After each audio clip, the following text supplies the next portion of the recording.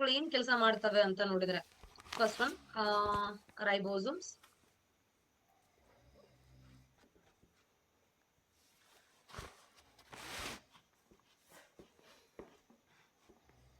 Ribosomes. So ribosomes ಗಳು ಏನಾಗ್ತಾವು ಅಂದ್ರೆ, ಮುಖ್ಯವಾಗಿ ರೈಬೋಸೋಮ್ ಅನ್ನ ಕಂಡಿಡಿದವ್ರು ಯಾರು ಅಂತಂದ್ರ ಪಲ್ಲಡೆ ಅಂತಕ್ಕಂತಹ ಸೈಂಟಿಸ್ಟ್ ಕಂಡಿಡಿದಾರೆ. ಯಾರು ಅಂತಾರ? ಪಲ್ಲಡೆ ಅಂತ ಹೇಳ್ತೀವಿ. ರೈಬೋಸೋಮ್ಸ್ ಅನ್ನ ಕಂಡಿಡಿದವ್ರು ಯಾರು ಅಥವಾ ಅವುಗಳನ್ನ ಫೈಂಡ್ ಮಾಡಿದವ್ರು ಯಾರು ಅಂತಾರ? ಪಲ್ಲಡೆ ಅಂತಕ್ಕಂಥವ್ರು ರೈಬೋಸೋಮ್ಸ್ ಅನ್ನ ಕಂಡಿಡಿತಾರೆ. ಸೊ ಅದಾದ್ಮೇಲೆ ಈ ರೈಬೋಸೋಮ್ಸ್ ಎರಡರಲ್ಲೂ ಕಾಮನ್, ಪ್ಲಾಂಟ್ಸ್ ಅಲ್ಲೂ ಇರುತ್ತೆ, ಅನಿಮಲ್ಸ್ ಅಲ್ಲೂ ಇರುತ್ತೆ. ಸೊ ಎರಡೂ ಜೀವಕೋಶಗಳಲ್ಲಿ ಕಂಡುಬರೋದು ಯಾವುದು ಅಂತಂದ್ರ ಈ ಒಂದು ರೈಬೋಸೋಮ್ಸ್. ಪ್ಲಾಂಟ್ಸ್ ಅಲ್ಲೂ ಕಾಮನ್ ಆಗಿರುತ್ತೆ, ಅನಿಮಲ್ಸ್ ಅಲ್ಲಿ ಕೂಡ ಏನಾಗುತ್ತೆ ಅಂತಾರ ಕಾಮನ್ ಆಗಿರುತ್ತೆ. ಹಾಗಾದ್ರೆ ಈ ರೈಬೋಸೋಮ್ ಏನ್ ಮಾಡುತ್ತೆ ಅಂತಂದ್ರ ತನ್ನೊಳಗಡೆ ಅಂದ್ರೆ ತನ್ನ ಜೀವಕೋಶದೊಳಗಡೆ ರೈಬೋಸೋಮ್ ಅಂತಕ್ಕಂಥದ್ದು ಪ್ರೋಟೀನ್ ಅನ್ನ ಪ್ರೊಡ್ಯೂಸ್ ಮಾಡುತ್ತೆ. ಹಾಗಾದ್ರೆ ನಮ್ಮ ದೇಹದೊಳಗಡೆ ಅಥವಾ ಒಂದು ಜೀವಕೋಶದಲ್ಲಿ ಪ್ರೋಟೀನ್ ಅನ್ನ ಪ್ರೊಡಕ್ಷನ್ ಮಾಡ್ತಕ್ಕಂಥದ್ದು ಯಾವುದು ಅಂತಂದ್ರ ಈ ಒಂದು ರೈಬೋಸೋಮ್ಸ್ ಅಂತ ಹೇಳ್ತೀವಿ. ಆದ್ರಿಂದ ರೈಬೋಸೋಮ್ ಅನ್ನ ಏನಂತ ಕರಿತೀವಿ ಅಂತಾರ? ಪ್ರೋಟೀನ್ ಫ್ಯಾಕ್ಟರಿ ಅಂತ ಕರಿತೀವಿ. ರೈಬೋಸೋಮ್ ಅನ್ನ ಏನಂತ ಕರಿತೀವಿ ಅಂತಾರ? ಪ್ರೋಟೀನ್ ಫ್ಯಾಕ್ಟರಿ ಅಂತ ಕರಿತೀವಿ. ಏನು ಆ ಒಂದು ಜೀವಕೋಶದೊಳಗಡೆ ಏನೇನು ಅಂದ್ರೆ ಈ ಒಂದು ಅಮೈನೋ ಆಸಿಡ್ ಗಳು ಏನ್ ಇರ್ತಾವೋ, ಜೀವಕೋಶದಲ್ಲಿ ಇರ್ತಕ್ಕಂತಹ ಎಲ್ಲಾ ಅಮೈನೋ ಆಸಿಡ್ ಅನ್ನ ಕಲೆಕ್ಟ್ ಮಾಡ್ಕೊಳ್ಳುತ್ತೆ. ಆ ಅಮೈನೋ ಆಸಿಡ್ ಅನ್ನ ಕಲೆಕ್ಟ್ ಮಾಡ್ಕೊಂಡು ಅದನ್ನ ಏನಾಗಿ ಅಂದ್ರೆ ಅದನ್ನ ಏನಾಗಿ ಕನ್ವರ್ಟ್ ಮಾಡ ಅಮೈನೋ ಆಮ್ಲಗಳಿಂದ ಅದನ್ನ ಏನಾಗಿ ಕನ್ವರ್ಟ್ ಮಾಡುತ್ತೆ ಅಂದ್ರೆ ಪ್ರೋಟೀನ್ ಅನ್ನ ರೆಡಿ ಮಾಡುತ್ತೆ. ಜೀವಕೋಶಗಳು ಬೇಕಾಗಿರ್ತಕ್ಕಂಥ ಪ್ರೋಟೀನ್ ನ ರೆಡಿ ಮಾಡ್ತಕ್ಕಂಥದ್ದು ಯಾವುದು ಅಂದ್ರೆ ರೈಬೋಸೋಮ್ಸ್ ಆಗಿರುತ್ತೆ. ಹಾಗಾಗಿ ರೈಬೋಸೋಮ್ಸ್ ನ ನಾವ್ ಏನಂತ ಕರಿತೀವಿ ಅಂತಾರ? ಪ್ರೋಟೀನ್ ಫ್ಯಾಕ್ಟರಿ ಅಂತ ಕರಿತೀವಿ. ಸೊ ರೈಬೋಸೋಮ್ಸ್ ನ ಕಂಡಿಡಿದವರು ಯಾರು ಅಂತಾರ? ಪ್ಯಾಲಡೆ. ಸಸ್ಯ ಜೀವಕೋಶ ಮತ್ತು ಪ್ರಾಣಿ ಜೀವಕೋಶಗಳು ಎರಡೂದ್ರಲ್ಲಿ ಏನಾಗುತ್ತೆ ಅಂದ್ರೆ ಕಾಮನ್ ಆಗಿರುತ್ತೆ. ಈ ಒಂದು ಕೋಶ ಏನ್ ಮಾಡುತ್ತೆ ಅಂತಂದ್ರೆ ಪ್ರೋಟೀನ್ ಅನ್ನ ಪ್ರೊಡಕ್ಷನ್ ಮಾಡೋದ್ರಿಂದ ಇದನ್ನ ಪ್ರೋಟೀನ್ ಕಾರ್ಖಾನೆ ಅಥವಾ ಪ್ರೋಟೀನ್ ಫ್ಯಾಕ್ಟರಿ ಅಂತ ಕರೀತಾರೆ. ಸೊ ಅಮೈನೋ ಆಮ್ಲಗಳಿಂದ ಏನಾಗಿರ್ತಾವ ಅಂದ್ರೆ ಪ್ರೋಟೀನ್ ಗಳನ್ನ ತಯಾರು ಮಾಡುತ್ತೆ. ಹಾಗಾದ್ರೆ ಇದ್ರೊಳಗಡೆ ರೈಬೋಸೋಮ್ಸ್ ಒಳಗಡೆ ಮುಖ್ಯವಾಗಿ ಏನಾಗುತ್ತೆ ಅಂದ್ರೆ 60% ನಷ್ಟು ಏನಾಗುತ್ತೆ ಅಂದ್ರೆ RNA ಇರುತ್ತೆ. ಹಾಗಾದ್ರೆ RNA ಒಳಗಡೆ ನಾವು RNA, tRNA ಅಂತ ಟೈಪ್ಸ್ ಗಳು ನೋಡ್ತೇವೆ. ನಮಗೆ ಸ್ಪೆಸಿಫಿಕ್ ಆಗಿ RNA ಬಂದಾಗ ಬರುತ್ತೆ. ಬಟ್ 60% ಅಷ್ಟು ಏನಾಗಿರುತ್ತೆ ಅಂದ್ರೆ RNA ಇರುತ್ತೆ. ಹಾಗಾದ್ರೆ 40% ಏನಾಗಿರುತ್ತೆ ಅಂದ್ರೆ ಪ್ರೋಟೀನ್ ಇರುತ್ತೆ. ರೈಬೋಸೋಮ್ಸ್ ಒಳಗಡೆ 60% ಏನಾಗಿರುತ್ತೆ ಅಂತಾರ RNA ಇರುತ್ತೆ. ಅಂತಂದ್ರೆ ರೈಬೋಸೋಮಲ್ RNA ಅಂತ ಕರಿತೀವಿ. ಇವಾಗ ಸ್ಮಾಲ್ ಲೆಟರ್ ಒಳಗಡೆ ಇರ್ಬೇಕು. ರೈಬೋಸೋಮಲ್ RNA ಅಂತ ಹೇಳ್ತೀವಿ. ಎಷ್ಟಿರುತ್ತೆ ಅಂದ್ರೆ 60% ಇರುತ್ತೆ. ಇನ್ನ 40% ಏನಾಗಿರುತ್ತೆ ಅಂತಾರ ಪ್ರೋಟೀನ್ ಇರುತ್ತೆ. 60+40 ಅಂತ ತಗೊಳ್ತೇವೆ. ಹಾಗಾದ್ರೆ 60% RNA ಇದ್ರೆ 40% ಏನಾಗಿರುತ್ತೆ ಅಂತಂದ್ರೆ ಈ ಒಂದು ಪ್ರೋಟೀನ್ ಇರುತ್ತೆ. ಸೊ ಹಾಗಾಗಿ ರೈಬೋಸೋಮ್ಸ್ ಗಳು ಅಂತಕ್ಕಂಥದ್ದು ಪ್ರಮುಖವಾಗಿ ಪೆಲೆಡೆ ಕಂಡುಹಿಡಿತಾರೆ. ಎರಡೂದ್ರಲ್ಲೂ ಕಂಡು ಬರುತ್ತೆ. ಪ್ರೋಟೀನ್ ಗಳನ್ನ ಪ್ರೊಡಕ್ಷನ್ ಮಾಡೋದನ್ನ ಪ್ರೋಟೀನ್ ಫ್ಯಾಕ್ಟರಿ ಅಂತ ಕರಿತೀವಿ. ಈ ಪ್ರೋಟೀನ್ ಅನ್ನ ಯಾವ್ದ್ರಿಂದ ಪ್ರೊಡಕ್ಷನ್ ಮಾಡ್ತೀವಿ ಅಂದ್ರೆ ಅಮೈನೋ ಆಮ್ಲಗಳಿಂದ ಪ್ರೊಡಕ್ಷನ್ ಮಾಡ್ಕೋತೀವಿ. ಎರಡ್ ರೀತಿ ಅಂದ್ರೆ ಈ ಒಂದು ರೈಬೋಸೋಮ್ಸ್ ಒಳಗಡೆ ಒಂದು 60% ಅಷ್ಟು ಏನಾಗಿರುತ್ತೆ ಅಂದ್ರೆ ರೈಬೋಸೋಮಲ್ RNA ಇಂದ ಕೂಡಿದ್ರೆ 40% ಏನಾಗಿರುತ್ತೆ ಅಂದ್ರೆ ಪ್ರೋಟೀನ್ ಇರುತ್ತೆ. ಬಟ್ ಇದ್ರೊಳಗಡೆ ಇಂಪಾರ್ಟೆಂಟ್ ಏನು ಅಂತಂದ್ರೆ ಇದ್ರೊಳಗಡೆ ಎರಡ್ ತರ RNA ಎರಡ್ ತರ ರೈಬೋಸೋಮ್ಸ್ ಗಳು ಇರ್ತವೆ. ಒಂದು 70S ರೈಬೋಸೋಮ್ಸ್ ಅಂತ ಹೇಳ್ತೀವಿ. ಇನ್ನೊಂದು ಯಾವ್ದು ಅಂದ್ರೆ 80S ರೈಬೋಸೋಮ್ ಅಂತ ಹೇಳ್ತೀವಿ. ಎಸ್ ಅಂತಂದ್ರೆ ಸೆಡಿಮೆಂಟರಿ ಅಂತ ಕರೀತಾರೆ. ಸೊ ಎಸ್ ಅಂದ್ರೆ ಸೆಡಿ ಅಂದ್ರೆ ಸೈಜ್ ಅನ್ನ ಹೇಳುತ್ತೆ. 70S ಅನ್ನೋದು 70S ರೈಬೋಸೋಮ್ ಅಂತ ಹೇಳ್ತೀವಿ. 80S ರೈಬೋಸೋಮ್ಸ್ ಇವು ನಮ್ಗೆ ಬಹಳ ಇಂಪಾರ್ಟೆಂಟ್. ಹೌದಾ? ಹಾಗಾದ್ರೆ ಏಕಕೋಶೀಯ ಜೀವಿಯಲ್ಲಿ ಯಾವ ಪ್ರೋಟೀನ್ ಇರ್ತತಿ ಅಂತಂದ್ರೆ 70S ಪ್ರೋಟೀನ್ ಇರುತ್ತೆ. ಬ್ಯಾಕ್ಟೀರಿಯಾಗಳಲ್ಲಿ ಯಾವ ಪ್ರೋಟೀನ್ ಇರುತ್ತೆ ಅಂದ್ರೆ 70S ಪ್ರೋಟೀನ್ ಇರುತ್ತೆ. ಇರುವೆಗಳಲ್ಲಿ ಯಾವ ಪ್ರೋಟೀನ್ ಇರುತ್ತೆ ಅಂದ್ರೆ 70S ಪ್ರೋಟೀನ್ ಇರುತ್ತೆ. ಕೀಟಗಳಲ್ಲಿ ಯಾವ ಪ್ರೋಟೀನ್ ಇರುತ್ತೆ ಅಂದ್ರೆ 70S ಪ್ರೋಟೀನ್ ಇರುತ್ತೆ. ಆನೆಗಳಲ್ಲಿ ಯಾವ ಪ್ರೋಟೀನ್ ಇರುತ್ತೆ ಅಂದ್ರೆ 80S ಪ್ರೋಟೀನ್ ಇರುತ್ತೆ. ಅಂದ್ರೆ ಸಣ್ಣ ಪುಟ್ಟ ಅಂದ್ರೆ ಕೆಳವರ್ಗದ ಜೀವಿಗಳಂತ ಏನ್ ಹೇಳ್ತೀವಿ, ಕೆಳವರ್ಗದ ಜೀವಿಗಳಲ್ಲಿ ಯಾವ ಪ್ರೋಟೀನ್ ಇರುತ್ತೆ, ಯಾವ ರೈಬೋಸೋಮ್ ಇರುತ್ತೆ ಅಂದ್ರೆ 70S ರೈಬೋಸೋಮ್ ಇರುತ್ತೆ. ಇನ್ನ ಮೇಲ್ವರ್ಗದ ಜೀವಿಗಳು ಅಂತ ಹೈಯರ್ ಗ್ರೇಡ್ ಆಫ್ ಆರ್ಗಾನಿಸಮ್ಸ್ ಅಂತ ಏನ್ ಕರಿತೀವಿ, ಹೈಯರ್ ಗ್ರೇಡ್ ಆಫ್ ಆರ್ಗಾನಿಸಮ್ಸ್ ಅಲ್ಲಿ ಯಾವ್ದಿರುತ್ತೆ ಅಂತಾರೆ 80S ರೈಬೋಸೋಮ್ ಇರುತ್ತೆ. ಇವೆರಡೂ ಅಂದ್ರೆ ಸಣ್ಣ ಪುಟ್ಟ ಸಸ್ಯವರ್ಗ ಅಥವಾ ಸಣ್ಣ ಪುಟ್ಟ ಏನು ಪ್ರಾಣಿ ವರ್ಗಗಳು ಏನ್ ಕಂಡು ಬರ್ತಾವೋ ಅಥವಾ ಕೀಟಗಳಾಗಿರ್ಬೋದು, ಬ್ಯಾಕ್ಟೀರಿಯಾ ಆಗಿರ್ಬೋದು, ಒಂದ್ ನೊಣ ಆಗಿರ್ಬೋದು, ಹೌದಾ, ಏಕಕೋಶೀಯ ಜೀವಿಗಳಾಗಿರ್ಬೋದು, ಪ್ರೋಟೋಜೋವನ್ಸ್ ಆಗಿರ್ಬೋದು, ಇವೆಲ್ಲದ್ರಲ್ಲೂ ಏನಿರುತ್ತೆ ಅಂದ್ರೆ 70S ರೈಬೋಸೋಮ್ ಇರುತ್ತೆ. ಅಂದ್ರೆ ಗಾತ್ರದಲ್ಲಿ ಯಾವ ಒಂದು ಪ್ರಾಣಿ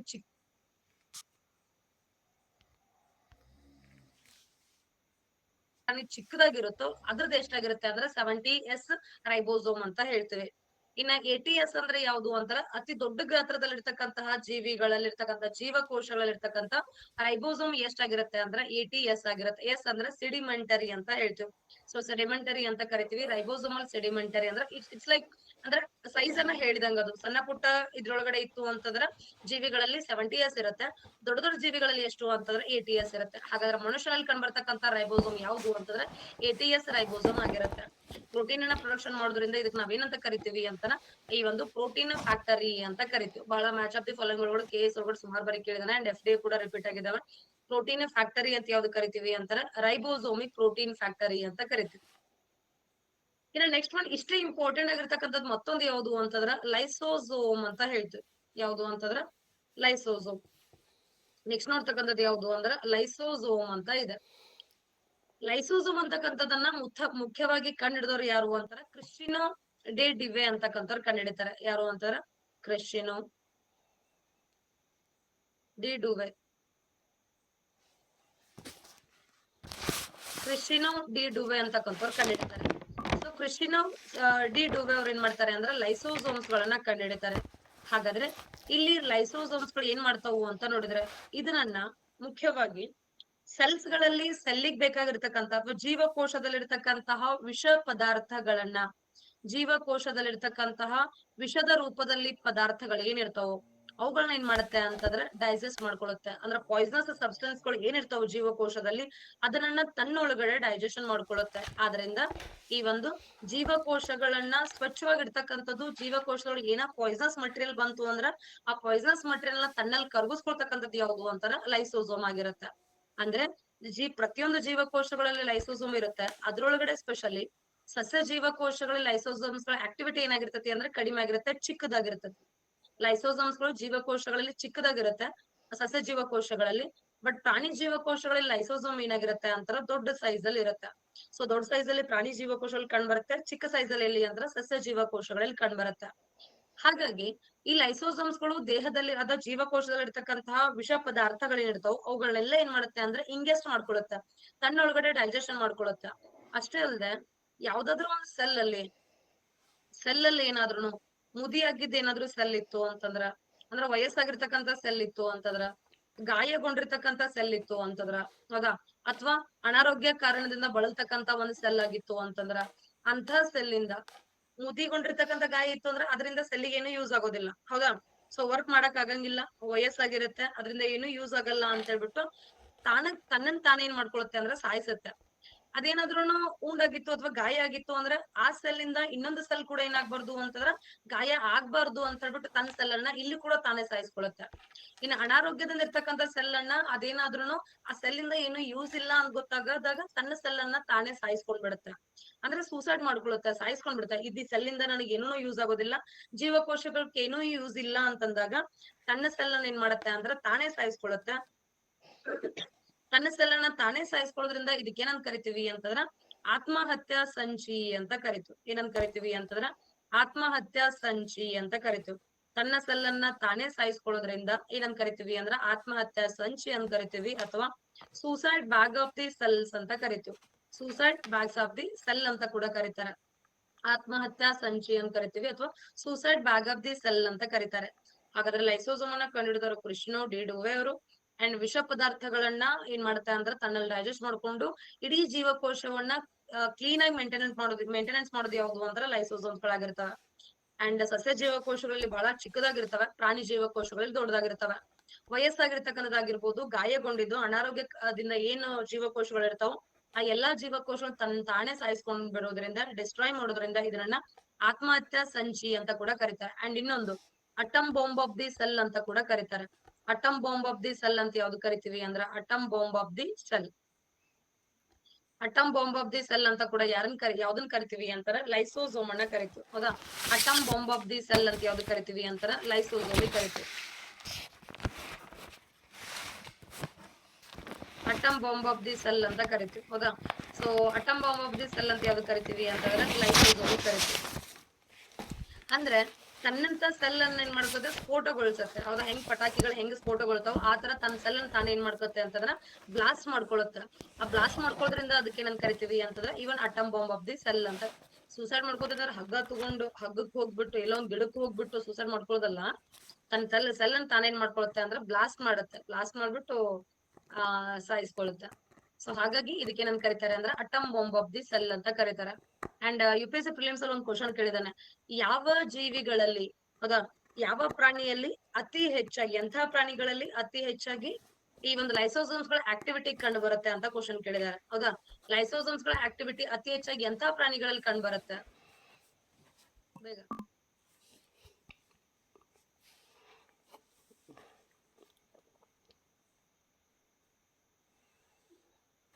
ಡಾಗ್, ನಾಯಿ, ಮಲ್ಟಿಸೆಲ್ಲರ್, ಮಾನವ, ಓಕೆ, ಕಪ್ಪೆ, ಮಂಕಿ.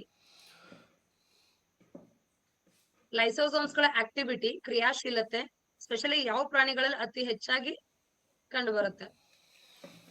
ತಿಮಿಂಗ್ಲು, ನಿಮ್ಮಲ್ಲಿ ನಿಮ್ಮಲ್ಲಿ ನಿಮ್ಮಲ್ಲಿ ಎಲ್ಲಾನು ಹೆಚ್ಚು ಕಂಡು ಬರ್ತದೆ. ಎಲ್ಲಾನು ಹೆಚ್ಚು ಹೈ ಲೆವೆಲ್, ಹೈಲಿ ಕ್ರಿಯೇಟಿವಿಟಿ ನಿಮ್ಮೆಲ್ಲ. ಕಪ್ಪೆ, ಕ್ಯಾಟ್, ಹೆಬ್ಬಾವ್. ಸಾಕ್ ಸಾಕ್ ಸಾಕ್ ಸಾಕ್ ಸಾಕ್ ಕೇಳಿನಲ್ಲ ನನಗ್ ಬುದ್ಧಿಲ್ಲ ಕೇಳಿದಕ್ಕೆ.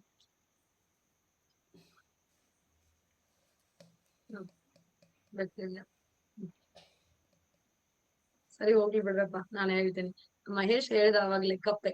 ಹೌದಾ, ಕಪ್ಪೆ ಅಂತ ಒಂದೇ ಅಲ್ಲ, ಕಪ್ಪೆ ಆಗಿರ್ಬೋದು, ಚಿಟ್ಟೆ ಆಗಿರ್ಬೋದು. ಚಿಟ್ಟೆ ಅಂದ್ರೆ ಇಟ್ ಮೀನ್ಸ್ ಕಂಬಳಿಗಳು.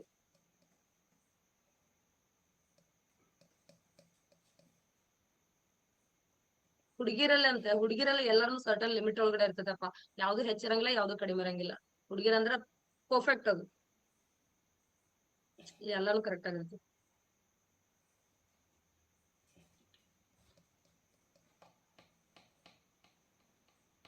ನೆಕ್ಸ್ಟ್, ಕಪ್ಪೆ ಅಥವಾ ಚಿಟ್ಟೆ ಅಂತ ಏನ್ ಕರೀತೀವಿ, ಕಪ್ಪೆಗಳಾಗಿರ್ಬೋದು. Perfect means perfect. ಹಾ, ಪರ್ಫೆಕ್ಟ್ ಗೆ ಇನ್ನೊಂದ್ ಹೆಸರನ್ನೇ ಹೆಣ್ಣು ಹುಡುಗಿರು ಅಂತ ಅರ್ಥ. ಸೊ ಹುಡುಗಿರು ಅಂತ ಅರ್ಥ. ಎಸ್, ಕಪ್ಪೆ ಅಥವಾ ಚಿಟ್ಟೆ ಆಗಿರ್ಬೋದು, ಅಥವಾ ಕಂಬಳಿ ಹುಳು ಆಗಿರ್ಬೋದು. ಸೊ ಇವುಗಳಿಗೆ ಯೂಶಲಿ ಇವುಗಳಲ್ಲಿ ಅಂದ್ರೆ ಯಾಕೆ ಇದ್ರಲ್ಲ ಐಸೋಸಮ್ಸ್,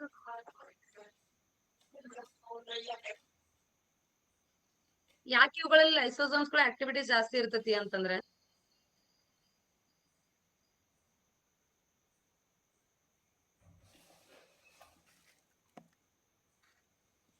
ಅಂತ ನೋಡಿದ್ರೆ. ಹೌದಾ, ಯಾಕೆ ಕಪ್ಪೆಗಳಲ್ಲಿ ಚಿಟ್ಟೆಗಳಲ್ಲಿ ಅತಿ ಹೆಚ್ಚಾಗಿ ಲೈಸೋಸೋಮ್ಸ್ ಗಳ ಆಕ್ಟಿವಿಟಿ ಕಂಡು ಬರುತ್ತೆ ಅಂತಂದ್ರೆ, ಇಲ್ಲಿ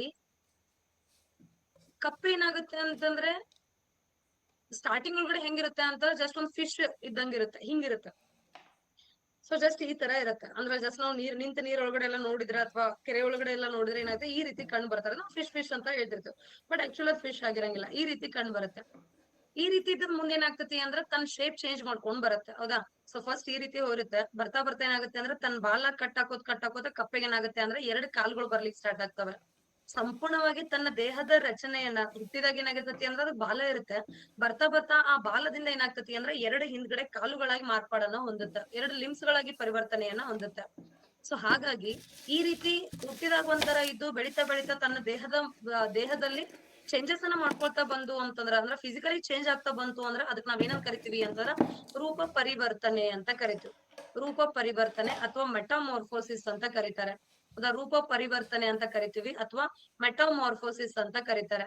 ಹಾಗಾಗಿ ಯಾವ ಜೀವಿಗಳು ತಮ್ಮ ದೇಹದ ರಚನೆಯನ್ನ ಚೇಂಜ್ ಮಾಡ್ಕೋತಾ ಬರ್ತಾವ, ಯಾಕಂದ್ರೆ ಬಾಲ ಇದ್ದದ್ದು ಕಾಲುಗಳಾಗಿ ಹೋಗ್ಬೇಕು ಅಂದ್ರೆ ಬಾಲ ತನ್ನನ್ ತಾನ ಏನ್ ಮಾಡ್ತತಿ ಅಂದ್ರೆ ಸಾಯಿಸ್ಕೊಂಡ್ ಹೋಗುತ್ತೆ ಇಲ್ಲಿ.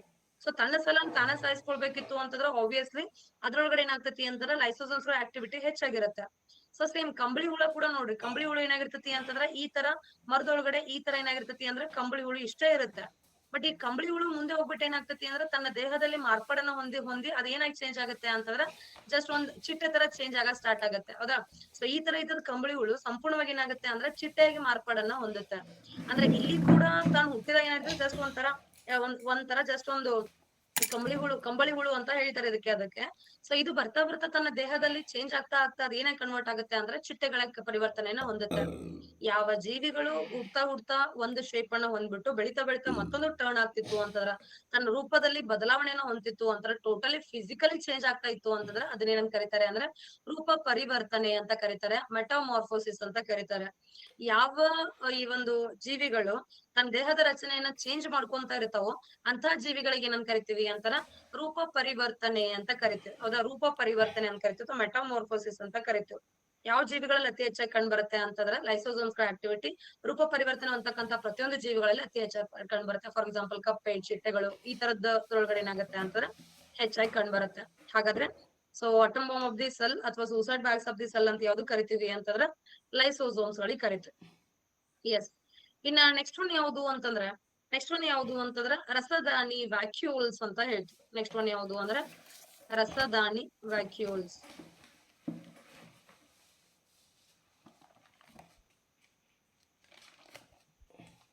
ರಸದಾನಿ ಅಥವಾ ವ್ಯಾಕ್ಯೂಲ್ಸ್ ಅಂತ ಹೇಳ್ತೀವಿ. ರಸದಾನಿ ಅಥವಾ ವ್ಯಾಕ್ಯೂಲ್ಸ್ ಅಂದಾಗ ಮುಖ್ಯವಾಗಿ ಯಾರು ಕಂಡುಹಿಡಿತಾರೆ ಅಂತಾರ ಲಿವನ್ ಹಾಕ್ ಅವ್ರು ಕಂಡುಹಿಡಿತಾರೆ. ಯಾರು ಅಂತಾರ ಲಿವನ್ ಹಾಕ್ ಅಂತ ಹೇಳ್ತೀವಿ. ಸೊ ಲಿವನ್ ಹಾಕ್ ಅವ್ರು ಏನ್ ಮಾಡ್ತಾರೆ ಅಂತಾರೆ ಈ ಒಂದು ರಸದಾನಿ ಅಥವಾ ವ್ಯಾಕ್ಯೂಲ್ಸ್ ಅನ್ನ ಕಂಡುಹಿಡಿತಾರೆ. ಈ ರಸದಾನಿಗಳು ಏನಾಗಿರ್ತಾವ ಅಂದ್ರ ಸಸ್ಯಗಳಲ್ಲಿ ದೊಡ್ಡದಾಗಿರ್ತಾವ. ಸಸ್ಯಗಳಲ್ಲಿ ಏನಾಗಿರುತ್ತೆ ಅಂತಂದ್ರ ದೊಡ್ಡ ಸೈಜ್ ಅಲ್ಲಿ ಇರ್ತವೆ. ಇನ್ನ ಪ್ರಾಣಿ ಜೀವಕೋಶಗಳಲ್ಲಿ ಏನಾಗಿರುತ್ತೆ ಅಂತಾರ ಚಿಕ್ಕದಾಗಿರ್ತವೆ. ಪ್ರಾಣಿ ಜೀವಕೋಶಗಳಲ್ಲಿ ಚಿಕ್ಕದಾಗಿ ಯಾವಿರ್ತಾವ ಅಂತಾರ ರಸದಾನಿಗಳು ಇರ್ತವೆ.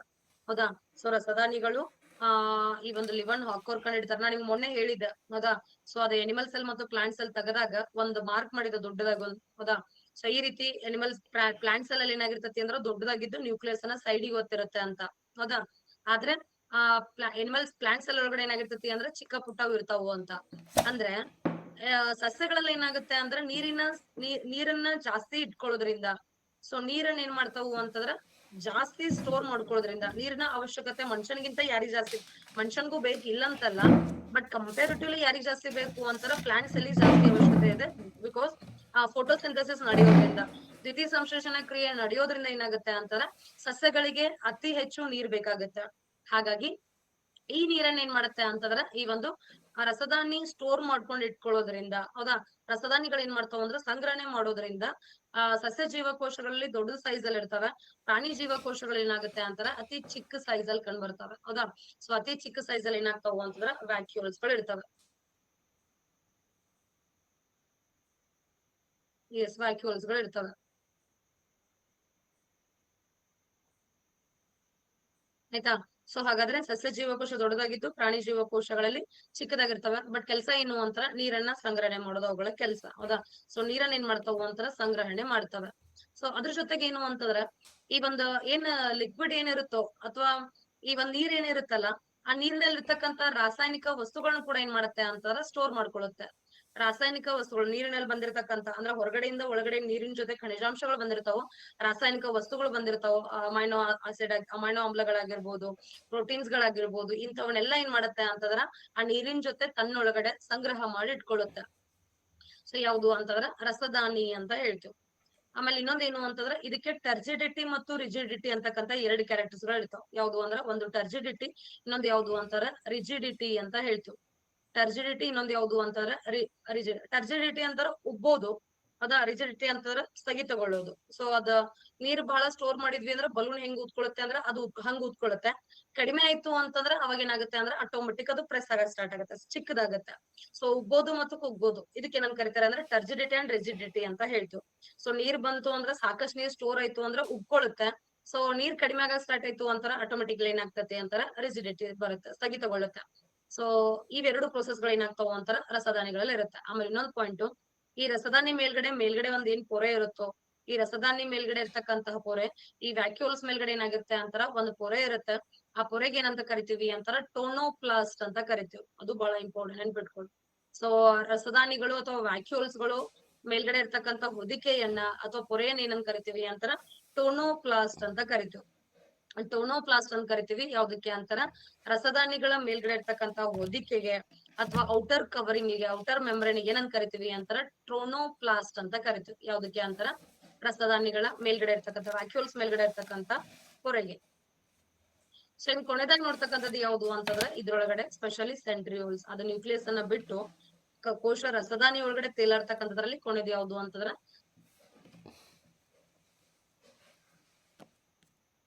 ಜೀವಕೋಶಗಳಲ್ಲಿ ಮಾತ್ರ ಕಂಡು ಬರುತ್ತೆ. ಪ್ರಾಣಿ ಜೀವಕೋಶಗಳಲ್ಲಿ ಕಂಡು ಬರುತ್ತೆ, ಸಸ್ಯ ಜೀವಕೋಶಗಳಲ್ಲಿ ಕಂಡು ಬರುವುದಿಲ್ಲ. ಪ್ರಾಣಿ ಜೀವಕೋಶಗಳಲ್ಲಿ ಕಂಡು ಬರುತ್ತೆ, ಸಸ್ಯ ಜೀವಕೋಶಗಳಲ್ಲಿ ಏನಾಗುತ್ತೆ ಅಂತಾರ ಕಂಡು ಬರುವುದಿಲ್ಲ. ಯಾವುದು ಅಂತಾರ ಸೆಂಟ್ರಿಯೋಲ್ಸ್ ಅಂತ ಹೇಳ್ತೀವಿ. ಸೊ ಸೆಂಟ್ರಿಯೋಲ್ಸ್ ಪ್ರಾಣಿ ಜೀವಕೋಶಗಳಲ್ಲಿ ಮಾತ್ರ ಕಂಡು ಬರುತ್ತೆ, ಸಸ್ಯ ಜೀವಕೋಶಗಳಲ್ಲಿ ಕಂಡು ಬರೋದಿಲ್ಲ. ಸೊ ಹಾಗಾದ್ರೆ ಪ್ರಾಣಿ ಜೀವಕೋಶಗಳಲ್ಲಿ ಸೆಂಟ್ರಿಯೋಲ್ಸ್ ಏನ್ ಮಾಡುತ್ತೆ ಅಂತಂದ್ರ ಈ ಒಂದು ಕೋಶ ವಿಭಜನೆಯನ್ನ ಮಾಡುತ್ತೆ. ಯಾವುದು ಅಂತಾರ ಸೆಂಟ್ರಿಯೋಲ್ಸ್. ಕೋಶ ವಿಭಜನೆ ಮಾಡುತ್ತೆ. ಕೋಶ ವಿಭಜನೆ ಅಂದ್ರೆ ಸೆಲ್ ಡಿವಿಷನ್ ನಡೆಯುತ್ತೆ. ಸೆಲ್ ಡಿವಿಷನ್ ಆಗ್ಬೇಕು ಅಂತಾರ ಮನುಷ್ಯನಲ್ಲಿ ಏನಾಗ್ಬೇಕು ಅಂದ್ರ ಸೆಂಟ್ರಿಯೋಲ್ಸ್ ಗಳು ಇರ್ಬೇಕು. ಅಂಡ್ ನಮ್ಮ ಬಾಡಿ ಒಳಗಡೆ ವರ್ಣತಂತುಗಳು ಇದಾವೆ, ಕ್ರೋಮೋಸೋಮ್ಸ್ ಗಳು ಇದಾವೆ ಅಂತಂದ್ರ ಆ ಕ್ರೋಮೋಸೋಮ್ಸ್ ಗಳು ಯಾವ್ದ್ರಿಂದ ಮಾಡಲ್ಪಟ್ಟಿದಾವು ಅಂತಾರ ಸೆಂಟ್ರಿಯೋಲ್ಸ್ ಗಳಿಂದ ಮಾಡಲ್ಪಟ್ಟಿದಾವೆ. ಹೌದಾ? ಸೊ ಇವಾಗ ನಾವು ವರ್ಣತಂತುಗಳು ಅಂತ ಏನ್ ನೋಡ್ತೀವೋ ಅವುಗಳೆಲ್ಲ ಯಾವ್ದ್ರಿಂದ ಮಾಡಲ್ಪಟ್ಟಿದಾವು ಅಂತಾರ ಕ್ರೋಮೋಸೋಮ್ಸ್ ಗಳಿಂದ ಅಂದ್ರೆ ಈ ಒಂದು ಸೆಂಟ್ರಿಯೋಲ್ಸ್ ಗಳು ವರ್ಣತಂತುಗಳು ಯಾವ್ದ್ರಿಂದ ಮಾಡಲ್ಪಟ್ಟಿದಾವು ಅಂತಾರ ಸೆಂಟ್ರಿಯೋಲ್ಸ್ ಗಳಿಂದ ಮಾಡಲ್ಪಟ್ಟಿರ್ತವೆ. ಕೋಶ ವಿಭಜನೆ ಮಾಡ್ತಾ ಮಾಡ್ತಾ ಹೋಗ್ತವೆ. ಒಂದ್ ಕೋಶ ಇದ್ದು ಅವೇ ಬೆಳಿತಾ ಬೆಳಿತಾ ಸೆಂಟ್ರಿಯೋಲ್ಸ್ ಗಳ ಮುಂದೆ ಹೋಗ್ಬಿಟ್ಟೇನ ಅಂದ್ರ ಈ ಒಂದು ವರ್ಣತಂತು ಅಥವಾ ಈ ಒಂದು ದೇಹದ ಒಳಗಡೆ ಇರುತ್ತೆ ಈ ತರ ಕ್ರೊಮ್ಯಾಟಿನ್ ಮಟೀರಿಯಲ್ ಅಂತ ಇರುತ್ತೆ. ಇದೇ ಕ್ರೊಮ್ಯಾಟಿನ್ ಮಟೀರಿಯಲ್ ಮುಂದೆ ಹೋಗ್ಬಿಟ್ಟು ಏನಾಗುತ್ತೆ ಅಂತ ಕ್ರೋಮೋಸೋಮ್ಸ್ ಗಳಾಗಿ ತಯಾರಾಗತ್ತೆ. ಆ ಕ್ರೋಮೋಸೋಮ್ಸ್ ಗಳಾಗ್ಬೇಕು, ಸೆಲ್ ಡಿವೈಡ್ ಆಗ್ಬೇಕು, ದೇಹ ಬೆಳವಣಿಗೆ ಆಗ್ಬೇಕು ಅಂತಂದ್ರೆ ಬೆಳಿತಾ ಬೆಳಿತಾ ಹೋಗ್ಬೇಕು ಅಂತಂದ್ರೆ ಅದಕ್ಕೆ ನಮ್ಗೆ ಏನ್ ಬೇಕು ಅಂದ್ರೆ ಸೆಂಟ್ರಿಯೋಲ್ಸ್ ಬೇಕೇ ಬೇಕು. ಸೊ ಹಾಗಾಗಿ ಸೆಂಟ್ರಿಯೋಲ್ಸ್ ಯಾವ್ದಕ್ ಹೆಲ್ಪ್ ಮಾಡ್ತಾವು ಅಂದ್ರೆ ಕೋಶ ವಿಭಜನೆ ಆಗಕ್ಕೆ, ಸೆಲ್ ಡಿವೈಡ್ ಆಗ್ಬಿಟ್ಟು ಸೊ ಮತ್ತೊಂದ್ ಸೆಲ್ ಫಾರ್ಮ್ ಆಗಕ್ಕೆ ಕಾರಣವಾಗಿರೋದು ಯಾವುದು ಅಂತ ಸೆಂಟ್ರಿಯೋಲ್ಸ್ ಅಂತ ಕರಿತೀವಿ.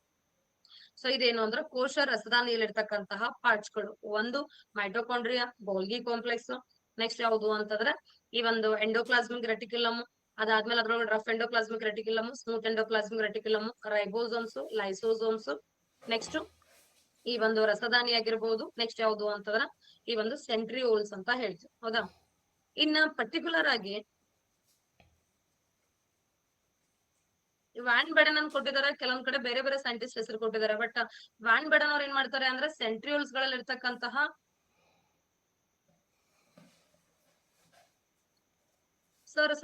ಸಮಾಧಾನ ವರ್ಣತಂತು ಈಗ ಬರಲ್ಲದು. ನ್ಯೂಕ್ಲಿಯಸ್ ಒಳಗಡೆ ಇರೋದು, ನ್ಯೂಕ್ಲಿಯಸ್ ಹೇಳುವತ್ನಾಗ ಬರುತ್ತದ್ರಿ ವರ್ಣತಂತು, ಆಮೇಲೆ ನ್ಯೂಕ್ಲಿಯೋಲಸ್.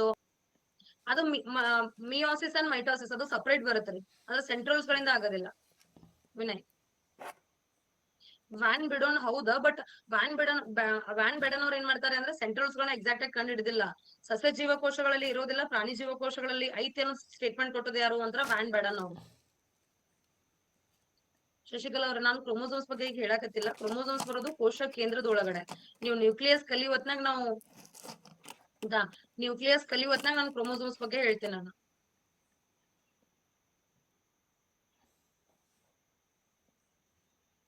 ಅದ್ ಬಂದಾಗ ಹೇಳ್ತೀನಿ ನಿಮಗೆ. ಅದು ಕೋಶ ವಿಭಜನೆ ಅಂತ ಪರ್ಟಿಕ್ಯುಲರ್ ಒಂದು ಟಾಪಿಕ್ ಬರ್ತೀನಿ ನಾನು ನಿಮಗೆ.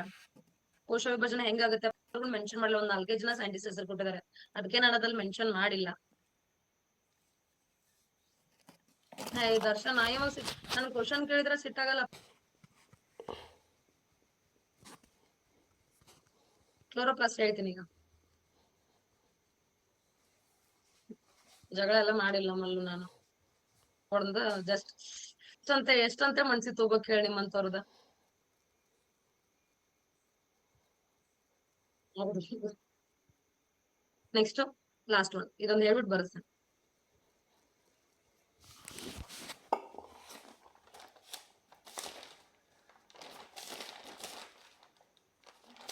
ಕ್ಲೋರೋಪ್ಲಾಸ್ಟ್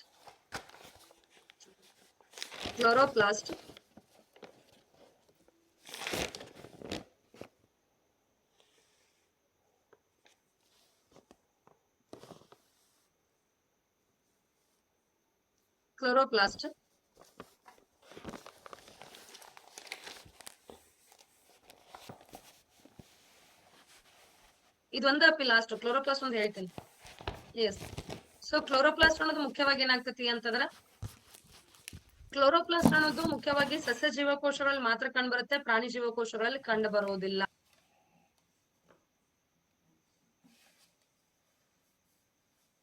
ಈ ಕಾಣಿಸಿದ ಕ್ಲಿಯರ್ ಇದೆನಾ ಈಗ? ಯಾವನು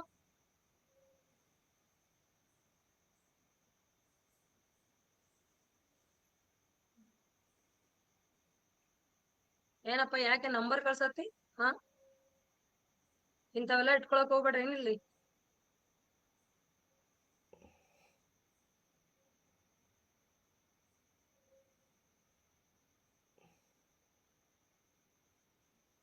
ಏನ್ ಅನ್ಕೊಂಡ್ರಿ ಕ್ಲಾಸ್ ಅನ್ಕೊಂಡ್ರಿ ಏನ್ ಅನ್ಕೊಂಡಿರ ಫೋನ್ ನಂಬರ್ ಕಳ್ಸಾಕತ್ತೀರಿ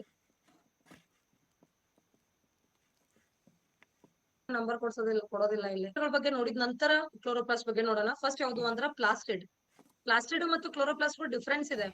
ಪ್ಲಾಸ್ಟಿಡ್ ಮತ್ತು ಕ್ಲೋರೋಪ್ಲಾಸ್ಟ್ ಇದು ಪ್ಲಾಸ್ಟಿಡ್ ಬೇರೆ ಕ್ಲೋರೋಪ್ಲಾಸ್ಟ್ ಬೇರೆ, ಬಹಳ ಡಿಫ್ರೆನ್ಸ್ ಇದೆ ಇದಕ್ಕೆ. ನೆಕ್ಸ್ಟ್ ಯಾವ್ದು ಅಂದ್ರೆ ಪ್ಲಾಸ್ಟಿಡ್. ಈ ಪ್ಲಾಸ್ಟಿಡ್ ಅನ್ನೋದು ಏನಾಗುತ್ತೆ ಅಂತಾರ ಓನ್ಲಿ ಸಸ್ಯ ಜೀವಕೋಶಗಳಲ್ಲಿ ಮಾತ್ರ ಕಂಡು ಬರುತ್ತೆ, ಪ್ರಾಣಿ ಜೀವಕೋಶಗಳಲ್ಲಿ ಕಂಡು ಬರುವುದಿಲ್ಲ. ಪ್ಲಾಸ್ಟಿಡ್ ಅನ್ನೋದು ಸ್ವಚ್ಛ ಜೀವಕೋಶಗಳಲ್ಲಿ ಮಾತ್ರ ಕಂಡು ಬರುತ್ತೆ, ಈ ಒಂದು ಪ್ರಾಣಿ ಜೀವಕೋಶಗಳಲ್ಲಿ ಕಂಡು ಬರುವುದಿಲ್ಲ. ಸೊ ಹಾಗಾದ್ರೆ ಪ್ಲಾಸ್ಟಿಡ್ ಕನ್ನಡದಲ್ಲಿ ಏನಂತ ಕರಿತೀವಿ ಅಂತಂದ್ರ ವರ್ಣಕಗಳು ಅಂತ ಕರೀತಾರೆ. ಏನಂತ ಕರಿತೀವಿ ಅಂತಂದ್ರ ವರ್ಣಕಗಳು ಅಂತ ಕರೀತಾರೆ.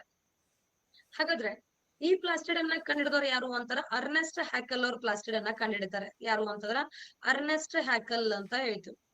ಅರ್ನೆಸ್ಟ್ ಹ್ಯಾಕಲ್ ಅವರು ಪ್ಲಾಸ್ಟಿಡ್ ಗಳನ್ನ ಕಂಡಿಡಿತಾರೆ. ಪ್ಲಾಸ್ಟಿಡ್ ಅಂತಂದ್ರೆ ಈ ಒಂದು ವರ್ಣಕಗಳು ಅಂತ ಏನ್ ಕರಿತೀವಿ, ಕಂಡಿಡಿದವ್ರು ಯಾರು ಅಂತಂದ್ರ ಅರ್ನೆಸ್ಟ್ ಹ್ಯಾಕಲ್ ಅವರು ಕಂಡಿಡಿತಾರೆ. ಹಾಗಾದ್ರೆ ಇದ್ರೊಳಗಡೆ ಏನಾಗಿದಾವು ಅಂದ್ರ 3 ವರ್ಣಕಗಳು ಇದಾವೆ. ಟೋಟಲ್ ಸೆಲ್ಸ್ ಒಳಗಡೆ ಜೀವಕೋಶಗಳೊಳಗಡೆ 3 ರೀತಿ ವರ್ಣಕಗಳು ಕಂಡು ಬರ್ತವೆ. ಒಂದ್ ಯಾವ್ದು ಅಂತಂದ್ರ ಹಸಿರು ವರ್ಣಕಗಳು ಅಂತ ಕರಿತೀವಿ. ಹಸಿರು ವರ್ಣಕಗಳು ಅಂತ ಕರಿತೀವಿ, ಹೌದಾ. ಹಸಿರು ವರ್ಣಕಗಳಿಗೆ ನಾವ್ ಏನಂತ ಕರಿತೀವಿ ಅಂದ್ರ ಕ್ಲೋರೋಪ್ಲಾಸ್ಟ್ ಅಂತ ಕರಿತೀವಿ. ಹಸಿರು ವರ್ಣಕಗಳಿಗೆ ನಾವೇನಂತ ಕರಿತೀವಿ ಅಂತಾರ ಕ್ಲೋರೋಪ್ಲಾಸ್ಟ್ ಅಂತ ಕರಿತೀವಿ. ಎರಡನೇದು ಯಾವ್ದು ಅಂತಂದ್ರ ಬಹುವರ್ಣಕಗಳು ಅಂತ ಕರಿತೀವಿ. ಎರಡನೇದು ಯಾವ್ದು ಅಂತಂದ್ರ ಬಹುವರ್ಣಕಗಳು ಅಂತ ಹೇಳ್ತೀವಿ. ಬಹುವರ್ಣಕಗಳಿಗೆ ಏನಂತ ಕರಿತೀವಿ ಅಂತಂದ್ರ ಕ್ರೋಮೋಪ್ಲಾಸ್ಟ್ ಅಂತ ಕರಿತೀವಿ.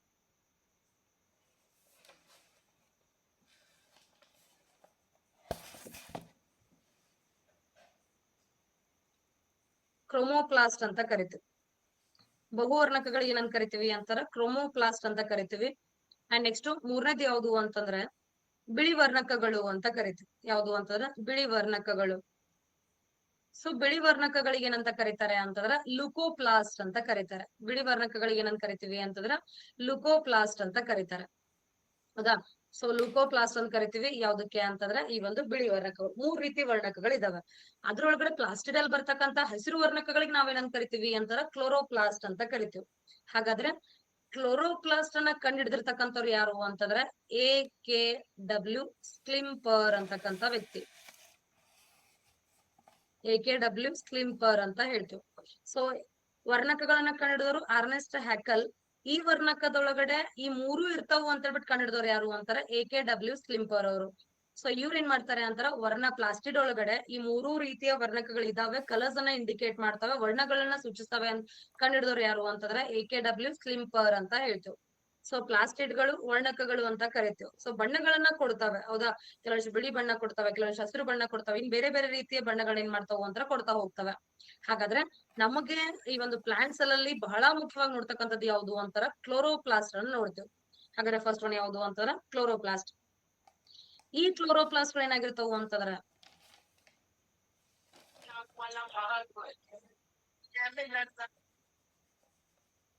ಕ್ಲೋರೋಪ್ಲಾಸ್ಟ್ ಅಂತ ಏನ್ ಕರಿತೀವಿ,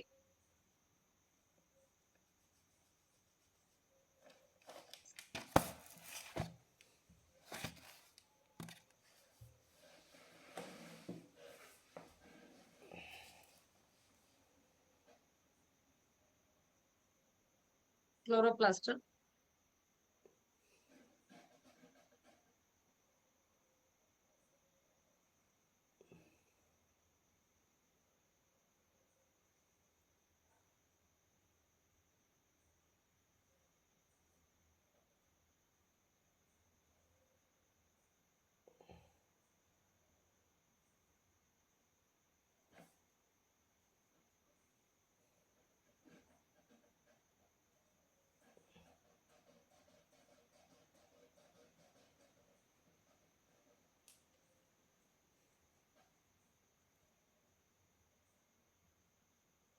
ಸೊ ಕ್ಲೋರೋಪ್ಲಾಸ್ಟ್ ಗಳು ಏನಾಗಿರ್ತಾವ ಅಂದ್ರ ದುಂಡಾದ ರಚನೆ ಅಂದ್ರೆ ರೌಂಡ್ ಶೇಪ್ ಒಳಗಡೆ ಇರ್ತಾವ. ಸೊ ದುಂಡಾಕಾರವಾಗಿರ್ತಾವ ಅಂದ್ರೆ ರೌಂಡ್ ಶೇಪ್ ಅಲ್ಲಿ ಏನಾಗಿರ್ತಾವ ಅಂತಂದ್ರ ಕ್ಲೋರೋಪ್ಲಾಸ್ಟ್ ಇರುತ್ತೆ, ಹೌದಾ. ಸೊ ಕ್ಲೋರೋಪ್ಲಾಸ್ಟ್ ಇರುತ್ತೆ, ರೌಂಡ್ ಶೇಪ್ ಒಳಗಡೆ ಏನಾಗುತ್ತೆ ಅಂದ್ರೆ ಕ್ಲೋರೋಪ್ಲಾಸ್ಟ್ ಇರುತ್ತೆ. ಇದ್ರ ಒಳಗಡೆ ಏನ್ ನಿಮ್ಗೆ ಲಿಕ್ವಿಡ್ ಏನ್ ಕಾಣಿಸಾಗತ್ತೋ ಇಲ್ಲಿ ಏನ್ ಲಿಕ್ವಿಡ್ ಡಾಟ್ ಇಡತ್ತೀನೋ ಇದಕ್ಕೆ ಏನಂತ ಕರೀತಾರೆ ಅಂತಂದ್ರ ಸ್ಟ್ರೋಮಾ ಅಂತ ಕರೀತಾರೆ. ಏನಂತ ಕರೀತಾರೆ ಅಂತಂದ್ರ ಸ್ಟ್ರೋಮಾ ಅಂತ ಕರೀತಾರೆ, ಹೌದಾ. ಸೊ ಲಿಕ್ವಿಡ್ ಒಳಗಡೆ ಇರ್ತಕ್ಕಂಥ ದ್ರವ ರೂಪದ ವಸ್ತುವಿಗೆ ಕ್ಲೋರೋಪ್ಲಾಸ್ಟ್ ನಲ್ಲಿ ಇರ್ತಕ್ಕಂಥ ಒಳಗಿರ್ತಕ್ಕಂಥ ದ್ರವ ರೂಪದ ವಸ್ತುವಿಗೆ ಏನಂತ ಕರಿತೀವಿ ಅಂತಂದ್ರ ಸ್ಟ್ರೋಮಾ ಅಂತ ಕರಿತೀವಿ. ಇಲ್ಲೆಲ್ಲ ನಿಮ್ಗೆ ಏನ್ ದೊಡ್ಡದಾಗಿ ಇಲ್ಲೇನ್ ರೌಂಡ್ ಕಲರ್ ಏನ್ ಕಾಣಿಸ್ತಿದಾವೋ ಇಲ್ಲಿ ಇದಕ್ಕೆ ಏನಂತ ಕರೀತಾರೆ ಅಂತಂದ್ರ ಥೈಲಾಕಾಯ್ಡ್ಸ್ ಅಂತ ಕರೀತಾರೆ. ಏನಂತ ಕರೀತಾರೆ ಅಂತಂದ್ರ ಥೈಲಾಕಾಯ್ಡ್ಸ್ ಅಂತ ಕರೀತಾರೆ. ಹೌದಾ, ಥೈಲಾಕಾಯ್ಡ್ ಅಂತ ಹೇಳ್ತೀವಿ. ಸೊ ಥೈಲಾಕಾಯ್ಡ್ಸ್ ಅಂತ ಯಾವ್ದು ಕರೀತಾರೆ ಅಂತಾರೆ, ಈ ರೀತಿ ರೌಂಡ್ ರೌಂಡ್ ಶೇಪ್ ಅಲ್ಲಿ ಇರ್ತಕ್ಕಂಥವ್ಕೆ ಏನಂತ ಕರೀತಾರೆ ಅಂತಾರೆ, ಥೈಲಾಕಾಯ್ಡ್ಸ್ ಅಂತ ಕರೀತಾರೆ. ಸೊ ಟೋಟಲ್ ಈ ಗುಂಪಿಗೆ, ಹೌದಾ, ಸೊ ಟೋಟಲ್ ಇದೇನ್ ಗುಂಪಿದೆಲ್ಲ ಇದು ರೌಂಡ್ ಶೇಪ್ ಆಗಿದ್ದು ಅಥವಾ ಕನೆಕ್ಟ್ ಮಾಡಿದ್ದು, ಈ ಟೋಟಲ್ ಗುಂಪಿಗೆ ಏನಂತ ಕರೀತಾರೆ ಅಂತಂದ್ರೆ ಗ್ರಾಣ ಅಂತ ಕರೀತಾರೆ. ಟೋಟಲ್ ಗುಂಪಿಗೆ ಏನಂತ ಕರೀತಾರೆ ಅಂದ್ರೆ ಗ್ರಾಣ ಅಂತ ಕರೀತಾರೆ. ಅದ್ರೊಳಗಡೆ ಸ್ಪೆಸಿಫಿಕ್ ಆಗಿ ಈ ರೀತಿ ಒಳಗಡೆ ರೌಂಡ್ ರೌಂಡ್ ಶೇಪ್ ಇದಾವೋ ಅದಕ್ಕೆ ಏನಂತ ಕರೀತಾರೆ ಅಂತಾರೆ ಥೈಲಾಕಾಯ್ಡ್ ಅಂತ ಕರೀತಾರೆ. ಹೌದಾ, ಸೊ ಥೈಲಾಕಾಯ್ಡ್ ಅಂತ ಕರೀತಾರೆ. ಜೊತೆಗೆ ಇಲ್ಲೇನ್ ಕನೆಕ್ಷನ್ ಮಾಡುತ್ತಲ್ಲ, ಇದೇನ್ ಕನೆಕ್ಷನ್ ಮಾಡಿರ್ತಕ್ಕಂಥ ಥ್ರೆಡ್ ಏನಿದೆ ನನ್ನ ಮಿಡಲ್, ಸೊ ಅದನ್ನ ಏನಂತ ಕರೀತಾರೆ ಅಂತಂದ್ರೆ ಥ್ರೆಡ್ ಅನ್ನ ಫ್ರೆಟ್ ಅಂತ ಕರೀತಾರೆ. ಥ್ರೆಡ್ಡಿಗೆ ಏನಂತ ಕರಿತೀವಿ ಅಂತಂದ್ರೆ ಫ್ರೆಟ್ ಅಂತ ಕರೀತಾರೆ. ಸೊ ಇಷ್ಟು ಸ್ಟ್ರಕ್ಚರ್ ಗಳನ್ನ ಇದ್ರೊಳಗೆ ನೆನಪಿಡ್ಲೇಬೇಕು. ಸೊ ಒಂದು ಕ್ಲೋರೋಪ್ಲಾಸ್ಟ್ ಅಲ್ಲಿ ಇರ್ತಕ್ಕಂಥ ಲಿಕ್ವಿಡ್ ಏನಿದೆನೋ, ದ್ರವ ರೂಪದ ವಸ್ತು ಏನಿದೆನೋ ಅದಕ್ಕೆ ಸ್ಟ್ರೋಮಾ ಅಂತ ಕರೀತಾರೆ. ಅಂಡ್ ಇಲ್ಲಿ ಇರ್ತಕ್ಕಂಥ ರೌಂಡ್ ಶೇಪ್ ಅಲ್ಲಿ ಏನಿದಾವೋ ಈ ರೌಂಡ್ ಶೇಪ್ ಅಲ್ಲಿ ಇರೋದಕ್ಕೆ ಏನಂತ ಕರೀತಾರೆ ಅಂದ್ರೆ ಥೈಲಾಕಾಯ್ಡ್ಸ್ ಅಂತ ಕರೀತಾರೆ. ಅಂಡ್ ಇಲ್ಲಿ ಏನ್ ಎರಡೂದ್ರ ಮಧ್ಯೆ ಕನೆಕ್ಷನ್ ಏನ್ ಕೊಟ್ಟೈತೋ ಅದನ್ನ ಏನಂತ ಕರೀತಾರೆ ಅಂದ್ರೆ ಫ್ರೆಟ್ ಅಂತ ಕರೀತಾರೆ. ಅಂಡ್ ಟೋಟಲ್ ಈ ಗುಂಪಿಗೆ ಏನಂತ ಕರೀತಾರೆ ಅಂತಂದ್ರೆ ಗ್ರಾಣ ಅಂತ ಕರೀತಾರೆ. ಏನಂತ ಕರೀತಾರೆ ಅಂತಾರೆ ಗ್ರಾಣ ಅಂತ ಕರೀತಾರೆ. ಹಾಗಾದ್ರೆ ಟೋಟಲ್ ಆಗಿ ಕ್ಲೋರೋಪ್ಲಾಸ್ಟ್ ಅಂತಕ್ಕಂಥದ್ರಲ್ಲಿ ಏನ್ ನಡೆಯುತ್ತೆ ಅಂದ್ರೆ ದ್ವಿತೀಯ ಸಂಶ್ಲೇಷಣೆ ಕ್ರಿಯೆ ನಡೆಯುತ್ತೆ. ದ್ವಿತೀಯ ಸಂಶ್ಲೇಷಣೆ ಕ್ರಿಯೆ ನಡೆಯುತ್ತೆ. ಹಾಗಾದ್ರೆ ದಿನದ ಟೈಮ್ ಅಲ್ಲಿ ನಮಗ್ ಗ್ಲೂಕೋಸ್ ರೆಡಿ ಆಗೋದು ಅಥವಾ ದ್ವಿತೀಯ ಸಂಶ್ಲೇಷಣಾ ಕ್ರಿಯೆ ನಡೆಯೋದು ಯಾವ ಭಾಗದಲ್ಲಿ ಅಂತಂದ್ರೆ ಗ್ರಾಣ ಭಾಗದಲ್ಲಿ ನಡೆಯುತ್ತೆ. ಆದ್ರೆ ರಾತ್ರಿ ವೇಳೆಯಲ್ಲಿ ದ್ವಿತೀಯ ಸಂಶ್ಲೇಷಣಾ ಕ್ರಿಯೆ ಅಬ್ಸೆಂಟ್ ಆಗಿರುತ್ತೆ ನೈಟ್ ಅಲ್ಲಿ. ಯಾಕಂದ್ರೆ ಸೂರ್ಯನ ಬಿಸಿಲಿದ್ದಾಗ ಮಾತ್ರ ನಾವೇನ್ ನೋಡ್ತೀವಿ ಅಂತಂದ್ರ ಸೂರ್ಯನ ಸೌರಶಕ್ತಿ ಇದ್ದಾಗ ಮಾತ್ರ ನಮ್ಗೆ ಆಹಾರ ತಯಾರಾಗತ್ತೆ ಎಲೆಗಳಲ್ಲಿ. ಆದ್ರೆ ಸೂರ್ಯನ ಬೆಳಕು ಇಲ್ದೇ ಇರೋದ್ರಿಂದ ರಾತ್ರಿ ಟೈಮ್ ಅಲ್ಲಿ ಏನಾಗುತ್ತೆ ಅಂತಾರ ಸ್ಟ್ರೋಮಾದಲ್ಲಿ ಆಹಾರ ತಯಾರಾಗತ್ತೆ. ಆಹಾರ ತಯಾರಾಗೋದು ಇಲ್ಲೊಂದ್ ಪಾಯಿಂಟ್ ಕ್ಲಿಯರ್ ಮಾಡ್ಕೊಡ್ರಿ. ಸೊ ಒಂದು ಡೇ ಟೈಮ್ ಅಲ್ಲಿ ಆಹಾರ ಏನಾಗಿ ಕನ್ವರ್ಟ್ ಆಗಿರುತ್ತೆ ಅಂತಂದ್ರ ಸ್ಟಾರ್ಚ್ ಇದ್ದದ್ದು ಗ್ಲೂಕೋಸ್ ಆಗಿ ಕನ್ವರ್ಟ್ ಆಗಿರುತ್ತೆ. ಈ ಪಾಯಿಂಟ್ ಮರಿಲಿಕ್ಕೆ ಹೋಗ್ಬೇಡ್ರಿ.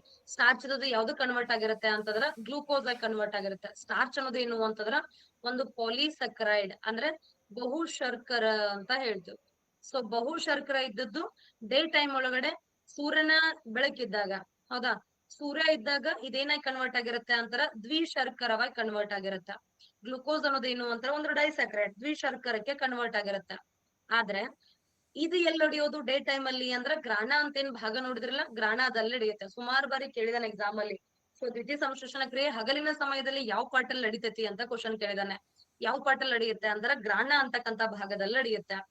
ಇನ್ನ ನೈಟ್ ಟೈಮ್ ಅಲ್ಲಿ ಎಲ್ಲಿ ನಡೆಯುತ್ತೆ ಅಂತಂದ್ರೆ ನೈಟ್ ಟೈಮ್ ಅಲ್ಲಿ ಏನಾಗುತ್ತೆ ಅಂತಂದ್ರ ಗ್ಲೂಕೋಸ್ ಇದ್ದದ್ದು ಏನಾಗಿ ಕನ್ವರ್ಟ್ ಆಗ್ತತಿ ಅಂತಂದ್ರ ಸ್ಟಾರ್ಚ್ ಆಗಿ ಕನ್ವರ್ಟ್ ಆಗುತ್ತೆ.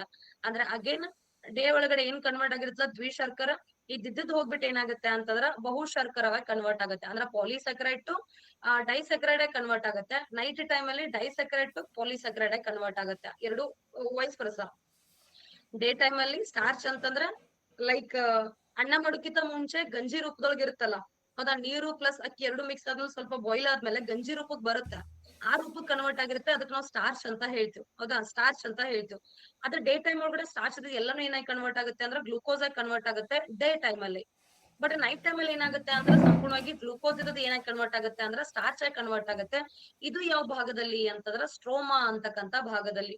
ಹಾಗಾದ್ರೆ ದ್ವಿತೀಯ ಸಂಶ್ಲೇಷಣಾ ಕ್ರಿಯೆ ಹಗಲಿನ ಸಮಯದಲ್ಲಿ ಎಲ್ಲಿ ನಡೆಯುತ್ತೆ ಅಂತಾರೆ ಗ್ರಾಣ ಅಂತಕ್ಕಂತ ಭಾಗದಲ್ಲಿ ನಡೆಯುತ್ತೆ. ರಾತ್ರಿ ಸಮಯದಲ್ಲಿ ಎಲ್ಲಿ ನಡೆಯುತ್ತೆ ಅಂತಂದ್ರೆ ಸ್ಟ್ರೋಮಾ ಅಂತ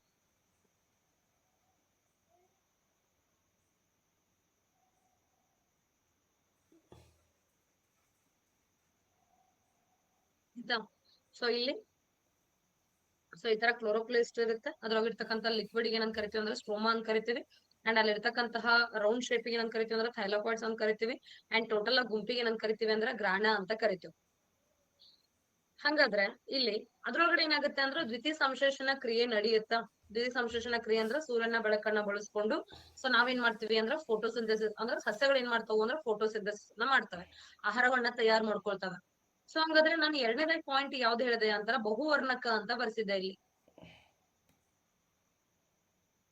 ಎರಡನೇದು ಯಾವುದು ಅಂದ್ರ ಬಹುವರ್ಣಕಗಳು ಅಂತ ಅಂದ್ರೆ ಕ್ರೋಮೋಪ್ಲಾಸ್ಟ್ ಅಂತ ಹೇಳ್ತೀವಿ. ಬಹುವರ್ಣಕಗಳು ಅಂದ್ರೆ ಬೇರೆ ಬೇರೆ ಕಲರ್ಸ್ ಅನ್ನ ಇಂಡಿಕೇಟ್ ಮಾಡುತ್ತೆ. ಹೌದಾ, ಬಹುವರ್ಣಕಗಳು ಅಂತಂದ್ರೆ ಬೇರೆ ಬೇರೆ ಕಲರ್ಸ್ ಅನ್ನ ಇಂಡಿಕೇಟ್ ಮಾಡ್ತಾರೆ. ಅದು ಒಂದು ಅಥವಾ ಒಂದಕ್ಕಿಂತ ಹೆಚ್ಚಿನ ಕಲರ್ಸ್ ಅನ್ನ ಇಂಡಿಕೇಟ್ ಮಾಡ್ತಕ್ಕಂಥವ್ ನಾವೇನಂತ ಕರಿತೀವಿ ಅಂತಾರ ಬಹುವರ್ಣಕಗಳು ಅಂತ ಹೇಳ್ತೀವಿ. ಅಥವಾ ಕ್ರೋಮೋಪ್ಲಾಸ್ಟ್ ಅಂತ ಹೇಳ್ತೀವಿ. ವಿವಿಧ ಬಣ್ಣಗಳನ್ನ ಸೂಚಿಸ್ತಾ ಇರ್ತವೆ. ಹಾಗಾದ್ರೆ ಯಾವ ಇದಕ್ಕೆ ಎಕ್ಸಾಂಪಲ್ ಅಂತಂದ್ರೆ ಮುಖ್ಯವಾಗಿ ಯಾವ್ದು ಅಂದ್ರೆ ಝಾಂಥೋಫಿಲ್ ಅಂತ ಹೇಳ್ತೀವಿ. ಕಮೆಂಟ್ ಸೆಷನ್ ಓಪನ್ ಮಾಡ್ತೀನಿ, ಜಸ್ಟ್ ಯಾವ ಕಲರ್ ಇಂಡಿಕೇಟ್ ಮಾಡುತ್ತೆ ಅಂತ ಮಾತ್ರ ಹೇಳ್ಬೇಕು. ಝಾಂಥೋಫಿಲ್, ಎಸ್ ಬೇಗ. ಝಾಂಥೋಫಿಲ್ ಅಂತಕ್ಕಂಥ ವರ್ಣಕ ಯಾವ್ದನ್ನ ಇಂಡಿಕೇಟ್ ಮಾಡುತ್ತೆ? Brown colour or yellow colour? Brown ಅಥವಾ ಯೆಲ್ಲೋ ಕಲರ್ ಅನ್ನ ಇಂಡಿಕೇಟ್ ಮಾಡುತ್ತೆ. ಎಸ್, ಕಂದು ಬಣ್ಣ ಅಥವಾ ಹಳದಿ ಬಣ್ಣವನ್ನು ಇಂಡಿಕೇಟ್ ಮಾಡುತ್ತೆ. ಯಾವುದು ಅಂತಾರ ಝಾಂಥೋಫಿಲ್. Okay, keratin. ಕೆರಾಟಿನ್ ಅಂತಕ್ಕಂಥ ವರ್ಣಕ ಯಾವ್ದನ್ನ? Keratin orange. Very good. So orange ಅನ್ನ ಕೊಡೋದು ಯಾವ್ದು ಅಂತಾರೆ? ಕೆರಾಟಿನ್. ಕೆರಾಟಿನ್ ಅಂತಕ್ಕಂಥ ವರ್ಣಕ ಯಾವ ಕಲರ್ ಅನ್ನ ಕೊಡುತ್ತೆ ಅಂತಂದ್ರೆ ಆರೆಂಜ್ ಬಣ್ಣವನ್ನ ಕೊಡುತ್ತೆ. ಹೌದಾ, ಸೊ ಕೇಸರಿ ಬಣ್ಣದಿಂದ ಕೊಡೋದು ಯಾವ್ದು ಅಂತಂದ್ರೆ ಈ ಒಂದು ಕೆರಾಟಿನ್ ಅಂತಕ್ಕಂತಹ ವರ್ಣಕ ಅಂತ ಹೇಳ್ತೀವಿ. ಎಸ್, ಫೈಕೋಸಯನಿನ್. ಫೈಕೋಸಯನಿನ್. ಎಸ್, ಫೈಕೋಸೈನಿನ್ ಅಂತಕ್ಕಂಥದ್ದು ಯಾವ ಕೊಡುತ್ತೆ ಅಂದ್ರೆ ಬ್ಲೂ ಕಲರ್ ಅನ್ನ ಕೊಡುತ್ತೆ. ಫೈಕೋಸೈನಿನ್ ಯಾವ್ದು ಅಂತಂದ್ರೆ ಬ್ಲೂ ಕಲರ್ ಅನ್ನ ಕೊಡುತ್ತೆ. ಫೈಕೋ ಎರಿಥ್ರಿನ್. ಫೈಕೋ ಎರಿಥ್ರಿನ್, ಎಸ್, ರೆಡ್ ಕಲರ್ ಅನ್ನ ಕೊಡುತ್ತೆ. ರೆಡ್ ಕಲರ್ ಅನ್ನ ಕೊಡುತ್ತೆ. ಕ್ಲೋರೋಫಿಲ್. ಕ್ಲೋರೋಫಿಲ್ ಹಸಿರು ಬಣ್ಣವನ್ನ ಕೊಡುತ್ತೆ. Yes, very good. ಹಸಿರು ಬಣ್ಣವನ್ನು ಕೊಡುತ್ತೆ. ಯಾವ್ದು ಅಂತಾರೆ? ಕ್ಲೋರೋಫಿಲ್. ಹಾಗಾದ್ರೆ ಕ್ಲೋರೋಫಿಲ್ ಹಸಿರು ಇಲ್ಲೇ ಇದೆ.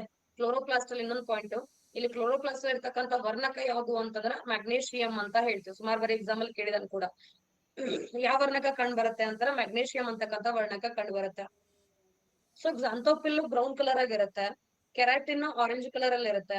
ಫೈಕೋಸೈನಿನ್ ಇತ್ತು ಅಂದ್ರೆ ಬ್ಲೂ ಕಲರ್ ನ ಇಂಡಿಕೇಟ್ ಮಾಡುತ್ತೆ. ಫೈಕೋ ಎರಿಥ್ರಿನ್ ಇತ್ತು ಅಂದ್ರೆ ರೆಡ್ ಕಲರ್ ಅನ್ನ ಇಂಡಿಕೇಟ್ ಮಾಡುತ್ತೆ. ಕ್ಲೋರೋಫಿಲ್ ಇತ್ತು ಅಂತಂದ್ರೆ ಹಸಿರು ಬಣ್ಣವನ್ನ ಇಂಡಿಕೇಟ್ ಮಾಡುತ್ತೆ.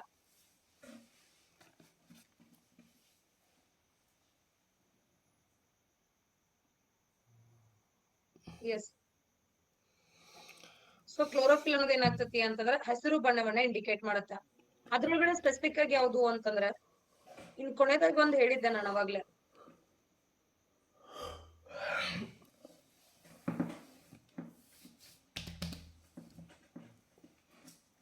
ಫೈಟೋಕ್ರೋಮ್ ಅಂತಂದ್ರೆ ಪ್ಲಾಂಟ್ ಹಾರ್ಮೋನಿ ಫೈಟೋಕ್ರೋಮ್ಸ್ ಅಂತ ಹೇಳ್ತೀವಿ.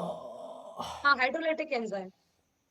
ಇದು ಲೈಸೋಸೋಮ್ಸ್ ಅಲ್ಲ, ಅಲ್ಲಿ ಲೈಸೋಸೋಮ್ಸ್ ಅಂದ್ರೆ ವಾಟರ್ ಅಲ್ಲಿ ಇರೋದ್ರಿಂದ ಹೈಡ್ರೋಲೈಟಿಕ್ ಅಂತ ಹೇಳೋದು. ಅಂದ್ರೆ ಅದು ಡೈರೆಕ್ಟ್ ಆಗಿ ಲೈಸೋಸೋಮ್ ಇಂದ ಅಲ್ಲ, ಅಲ್ಲಿ ರಸದಾನಿ ಅಂತ ಇರ್ತದಲ್ಲ, ರಸದಾನಿ ಒಳಗಡೆ ಕೆಮಿಕಲ್ ಪ್ರಾಡಕ್ಟ್ಸ್ ಇಂದ ಪ್ರೊಡಕ್ಷನ್ ಆಗಿರುತ್ತೆ ಹೈಡ್ರೋಲೈಟಿಕ್ ಎನ್ಸೈಮ್. ಅದು ಹೈಡ್ರೋಲೈಟಿಕ್ ಪ್ರೊಸೆಸ್ ಇರೋದ್ರಿಂದ ಅದು ಎನ್ಸೈಮ್ ಉಟ್ಕೊಳ್ಳೋದು.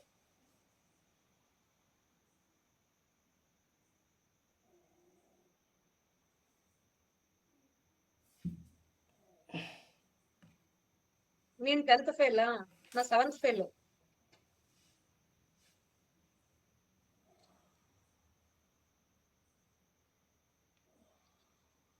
Okay,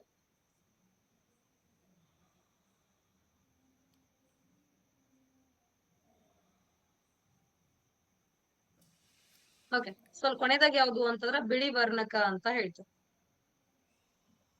teach ಮಾಡತ್ತೀನಿ. ಎಲ್ಲ ನಿಮ್ ಆಶೀರ್ವಾದಪ್ಪ, ಎಲ್ಲ ನಿಮ್ ಆಶೀರ್ವಾದ.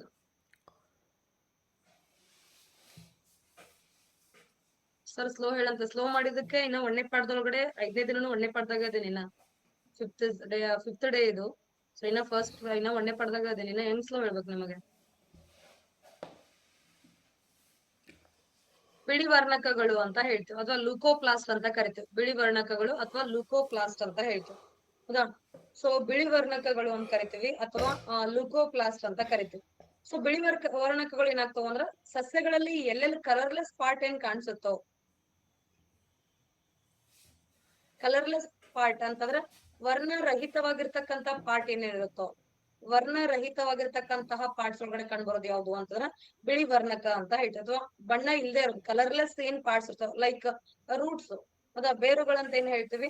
ಬೇರುಗಳು ಏನಾಗಿರ್ತಾವ ಅಂದ್ರೆ ಯಾವ್ದೇ ಕಲರ್ಸ್ ಇರಂಗಿಲ್ಲ, ಅದಕ್ಕೆ ಬಿಳಿ ಬಣ್ಣದಿಂದ ಇರುತ್ತೆ. ಸೊ ಬಿಳಿ ಬಣ್ಣದಿಂದ ಎಲ್ಲೆಲ್ಲಿ ನಮಗೆ ಪ್ಲಾಂಟ್ಸ್ ಒಳಗಡೆ ಕಂಡು ಬರುತ್ತೋ ಬಿಳಿ ಭಾಗ, ವರ್ಣರಹಿತವಾಗಿರ್ತಕ್ಕಂಥ ಭಾಗ, ಅಲ್ಲೆಲ್ಲನೂ ಏನಿರುತ್ತೆ ಅಂತಂದ್ರೆ ಈ ಒಂದು ಬಿಳಿ ವರ್ಣಕ ಇರುತ್ತೆ. ಅಥವಾ ಬಿಳಿ ವರ್ಣಕಕ್ಕೆ ಏನಂತ ಕರೀತಾರೆ ಅಂತಾರ ಲೂಕೋಪ್ಲಾಸ್ಟ್ ಅಂತ ಕರೀತಾರೆ. ಏನಂತ ಕರಿತೀವಿ ಅಂತಂದ್ರ ಗ್ಲೂಕೋಪ್ಲಾಸ್ಟ್ ಅಂತ ಕರಿತೀವಿ. ಸೊ ಇದೇನು ಅಂತಂದ್ರ ಕ್ಲೋರೋಪ್ಲಾಸ್ಟ್ ಬಗ್ಗೆ ಅಥವಾ ಪ್ಲಾಸ್ಟಿಡ್ ಅಂತ ಹೇಳ್ತೀವಿ. ಪ್ಲಾಸ್ಟಿಡ್ ಅಲ್ಲಿ 3 ಟೈಪ್ಸ್ ಅನ್ನು ನೋಡ್ತೀವಿ. ಸೊ ಒಂದ್ ಯಾವ್ದು ಹಸಿರು ವರ್ಣಕಗಳು, ಬಹುವರ್ಣಕಗಳು ಮತ್ತು ಬಿಳಿ ವರ್ಣಕಗಳು ಅಂತ ಹೇಳ್ತೀವಿ. ಓಕೆ.